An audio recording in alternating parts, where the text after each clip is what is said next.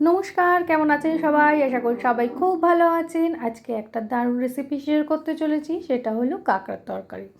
তো প্রথমে কাঁকড়াটাকে নুন হলুদ মাখিয়ে আমি এরকম করে ভেজে নেবো। বেশিক্ষণ ভাজার দরকার নেই, 1-2 মিনিট মতো ভেজে নেব।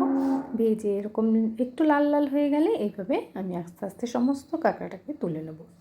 নেওয়ার পর হচ্ছে একটুখানি চৌকো চৌকো করে কেটে রেখেছিলাম আলু, ডুমো ডুমো করে কেটে রাখা আলু, সেগুলোই কিন্তু এই তেলে একটু ভালো করে কড়া করে ভেজে নেব। এই যে কাঁকড়াটা তুলে নিয়েছি, এবার আলুগুলো এক এক করে আমি সব দিয়ে দেবো।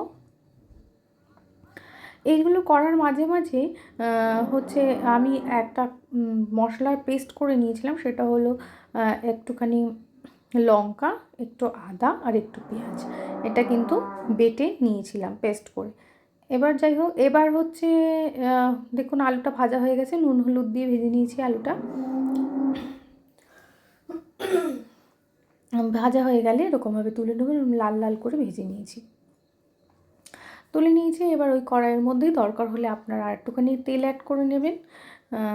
তারপরে হচ্ছে এই যে থেতো করা যেই রসুন, বেশ অনেকখানি রসুন কিন্তু আমি দিয়েছিলাম। এই থেতো করা রসুনটা দিয়ে একটু ভেজে নেব। রসুনটা যখন ব্রাউন কালারের হয়ে আসবে, আমি একটা পেঁয়াজ কুচি দিয়ে দিয়েছিলাম। এখানে একটা পেঁয়াজ কুচি দিয়েছি, আর পেস্টটার মধ্যে 3টে মিডিয়াম সাইজের পেঁয়াজ দিয়ে পেস্ট করেছিলাম। দেখুন আমি কিন্তু আবার এই যে মাঝখানে একটু তেল আমার মনে হচ্ছিলো কম হয়েছিল, আমি ওই জন্য পেঁয়াজটা ফাঁকা করে এরকম জায়গা করে একটু তেল দিয়েছিলাম। তেলটা যেই গরম হয়ে গেছে, পেঁয়াজটা তার মধ্যে আবার ভেজে নিয়েছিলাম। আমি এরকম করে করি, এরকম করে কিন্তু কাঁচা তেলের গন্ধটাও আসে না। এরপরে যখন পেঁয়াজটা ব্রাউন কালার হয়ে যাবে, বাটা মশলাটা দিয়ে দেবো, আর সাথে একটুখানি নেড়ে নেব। 1-2 মিনিট পর নেড়ে যখন জলটা শুকিয়ে যাবে, তখন আমি আস্তে আস্তে গুঁড়ো মশলাগুলো দিয়ে দেবো। গুঁড়ো মশলার মধ্যে দিয়েছিলাম আদা, জিরে, ধনে, জিরে, আর একটুখানি হলুদ, আর একটু কাশ্মীরি মির্চের পাউডার। আর হ্যাঁ, ওই পেস্টের মধ্যে কিন্তু আমি একটু গোলমরিচও অ্যাড করেছিলাম, কারণ আমাদের এখানে লঙ্কায় না একদম ঝাল নেই, তার জন্য আমি একটুখানি গোলমরিচও অ্যাড করেছিলাম। এবার দেখুন মশলাটা কষা হয়ে গেলে এরকম তেল ছেড়ে দেবে মশলার গাত থেকে, তখন হালকা হালকা যখন তেল ছাড়তে শুরু করবে, আমি তখন দিয়ে দিয়েছিলাম টমেটো কুচি।